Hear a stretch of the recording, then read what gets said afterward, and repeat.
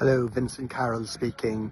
Supposing if somebody presents to you with a sports injury, supposing if it appears to be an injury without any obvious reason, what then would you think?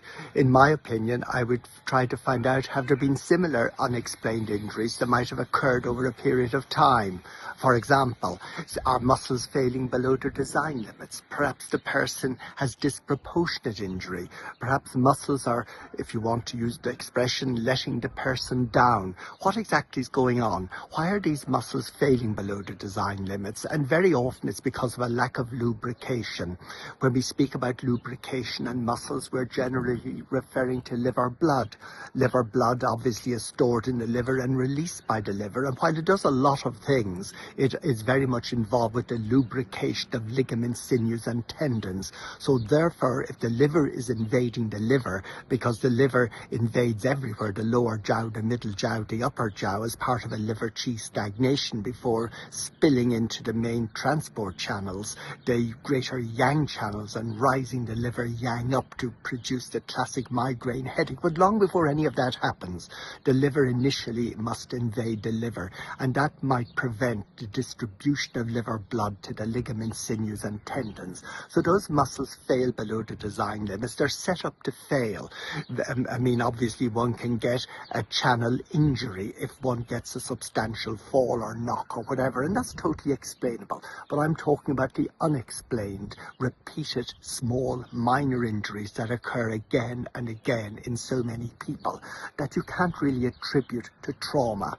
These are injuries resulting from muscles failing below their design limits due to a lack of lubrication of ligaments, sinews and tendons, and it all goes back to a liver qi becoming stagnant. So what other questions do I ask? Well, I look for other signs of failure. For example, the big muscles, say the gastrocnemi muscles or the muscles of the sole of the foot, do they cramp? Does a person have regular cramps? That's one question I would ask. Secondly, I would wonder about the smaller muscles around the eye and the lip. Do they twitch? Do they produce mannerisms or tics? That's another sign of muscles failing below their design limits.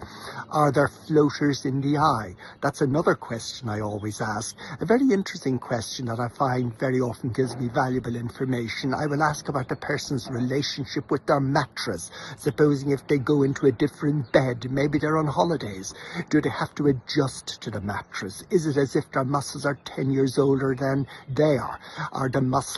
Do the muscles fail on new or mattresses that they're not familiar with? I find that a very useful question to ask. So what's the solution to all of this? Well, the best point to release liver blood is, of course, liver 8.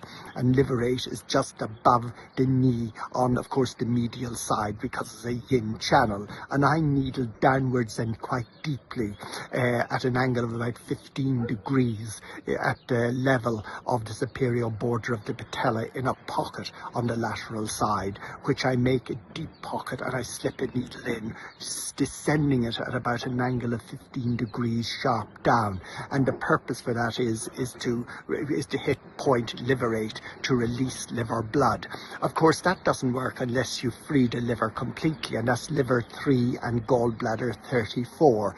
And those points, a bilateral liver 8, a liver 3 and a gallbladder 34, I find is more than enough to free up liver blood, to lubricate the ligaments, sinews and tendons, and to prevent muscles failing below their design limits, either by going into spasm or by being injured below the threshold of where you would expect injury to occur. So again, liver 8 bilaterally, liver 3, gallbladder 34. Thank you very much.